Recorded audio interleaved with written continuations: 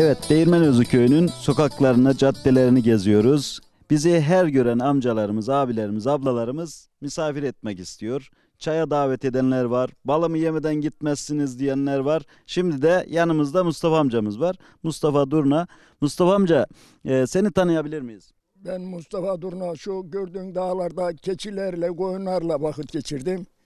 Balık çok tutardım, tavşan avlardım, keklik avlardım. İşte onun için iyi yaşıyorum yani. Hep dağda yatırdım, koyunla, davarla, keçilerle. Kızıl toprak benim kanım, hemi varım hemi yoğum. Damarımda asil kanım, ana vatan ilk mekanım.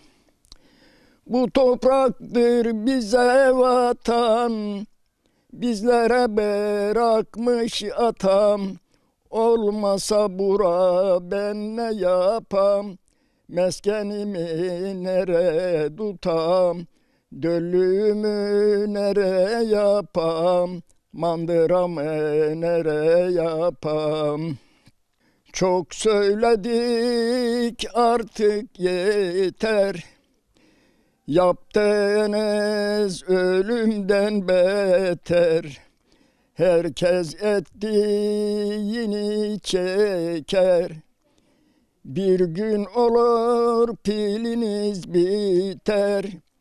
Ocağınızda paykuş öter. Bir akşamüstü yaylaya gittim. Ekmeği azı köyde unuttum burada. Çıkınca yaylaya katırımın yükünü yıktım. Ardıcın dibine katırı taktım. Ardıç odunu ile ateşi yaktım. Hemen biraz acele çuvalı döktüm. Akerik, şeftali, elma çıktı. Lahana, patates, soğan, sarımsak çıktı. Ekmek çıkmayınca benim kafa çok attı. 5 patates, 1 soğan ateşe attım. Karıştırırken birazını yaktım. Yanık yanık yedim, yanüstü yattım. Gece yarısında yataktan kalktım. Katırımı yemledim, yeniden yattım. Sabah güneş doğmadan yine ben kalktım. Aç karına köyün yolunu tuttum. Evet amca, bu özellikle bölgede kekik olduğundan bahsettiniz. Yayla kekiğin çok güzel olurdu. Nasıl topluyordunuz? Nasıl? Bundan vardık işte köycek. Hep beraber giderdik. Bir gün evvel azıcık içeceğimizi götürürdük 2-3 günlük. Katırlarla, eşeklerle affedersin. Ondan sonra bir gün 2 gün sonra da giderdik burada. Oradan sabahleyin muhtar tamam serbest dedi mi herkes dağılır biçerdi kekiği. Vatandaş bayağı yoruldu gayrı, yaşlandılar. Giden yok doğrudur. Giderse 1-2 kişi gider. Fazla giden yok. Isparta'nın sütçüler hüdüdü. Onlarla karışık biçeriz. Anlaşamadık mı da gırgır ederiz birbirimize. Evet.